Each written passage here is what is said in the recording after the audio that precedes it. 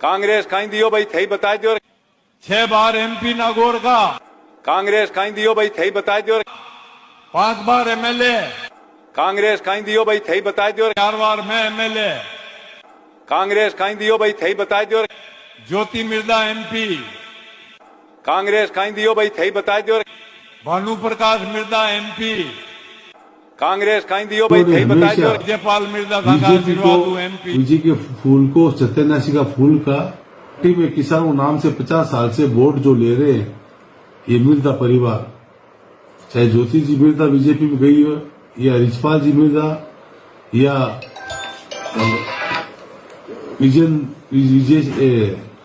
विजयपाल मिर्दा, इन्होंने कांग्रेस के नाम से वोट मांगे, नाथुराम जी बाबा के नाम से हमेशा वोट मांगे। मैं देख रहा था जब इन्होंने कांग्रेस बीजेपी ज्वाइन की तो वो उपलब्धियां तो इनकी कांग्रेस ही गिरा रहे थे मंच पे।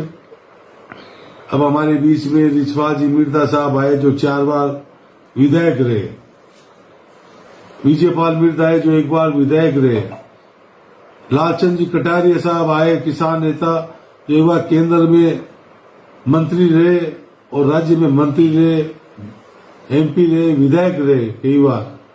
तो ये सारी इनकी पृष्ठभूमि तो कांग्रेस से, और कांग्रेस की सराहना करके आप बीजेपी में ले रहे हो और आप कहते हो बीजेपी वाले कि कांग्रेस मुक्त भारत बनाएंगे। तो कांग्रेस मुक्त भारत ऐसे बनाओगे कि कांग्रेस एक को डरा धमका के ईडी या किसी के खिलाफ मुकदमे जो चल रहे हैं, चाहे कोई विधायक कोई एमपी खिलाफ हो, उन मुकदमों में डरा धमका के बीजेपी ज्वाइन करवा रहे हो।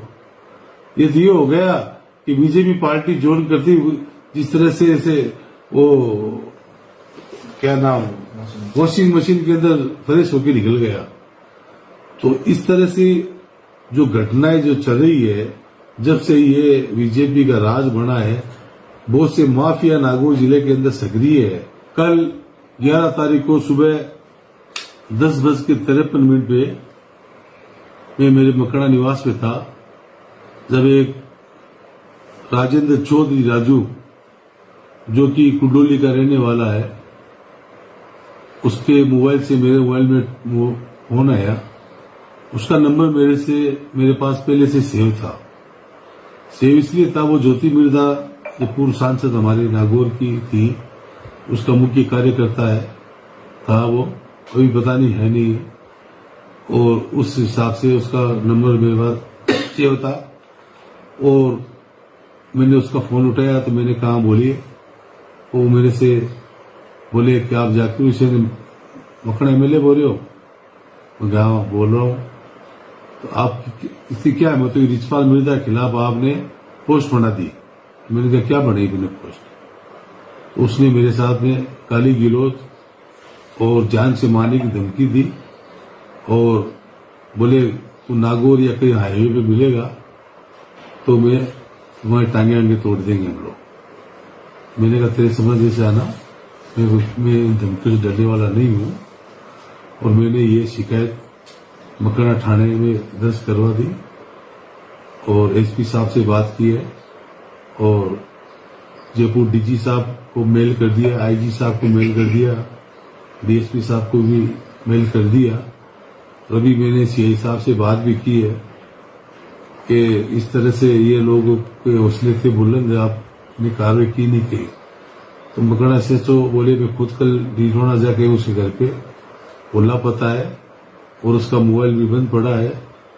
कहने का मतलब ये है कि आज जो राजस्थान के अंदर जब से भाजपा सरकार बनी है, जब से इन माफियों के, इन गुंडों के इतने हौसले बुलंद हो रखे, एक जनप्रतिनिधि जो विधायक होता है, जिन्होंने 3 लाख वोटरों ने चुना है मुझे, आज मेरे साथ इस तरह से घटना कर रहे हैं और इनके हौसले बुलंद है, तो इससे ये साफ जा रहता है कि इनके पीछे बड़े बीजेपी नेताओं का हाथ है।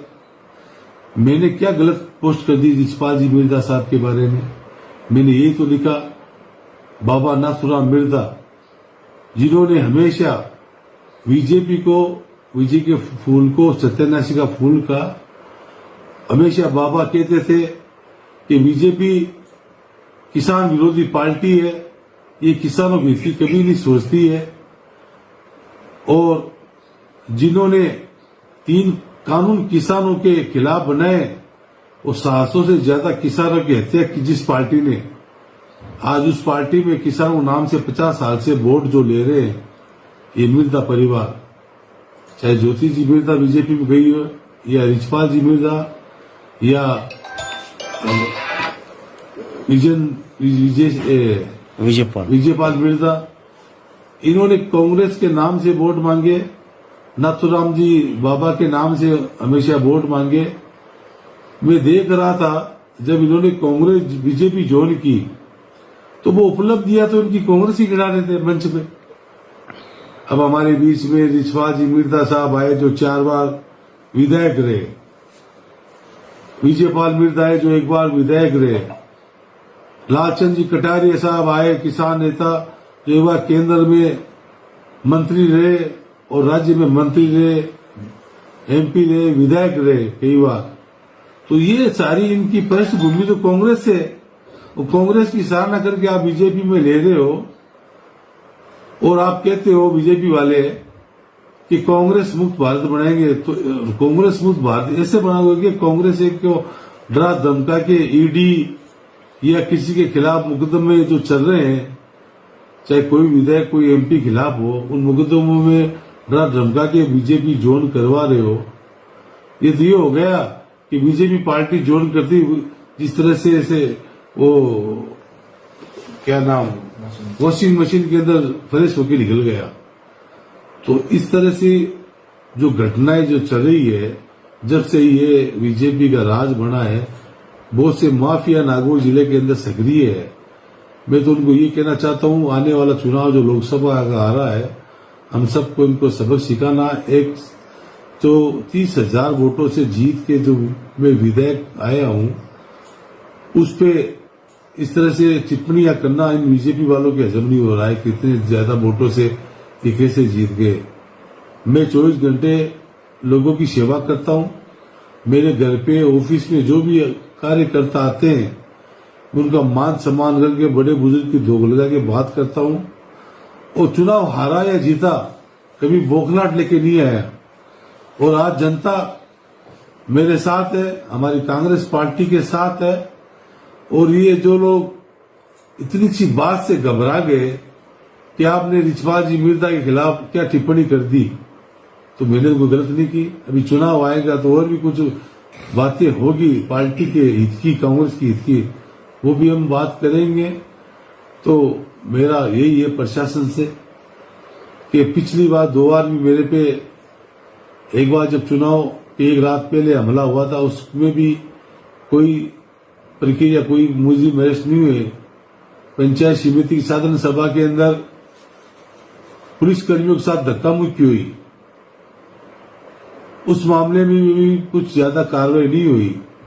और मेरे साथ जिस तरह से ये अव्यवहार और जान से मारने की धमकी दे रहे हैं, इसमें अगर कुछ कार्रवाई नहीं होगी तो हम इसको लेके बड़ा आंदोलन करेंगे और उसमें हमें पुलिस को वार्निंग देंगे। 1-2 दिन का तभी हम उनसे वार्तालाप कर रहे हैं। उसके बाद में सब कार्यकर्ताओं को बिठा के वार्निंग देंगे, चाहे उसमें धरना प्रदर्शन में बैठना पड़े, तो हम मुलजिमों को अंदर डलवा करेंगे। धन्यवाद।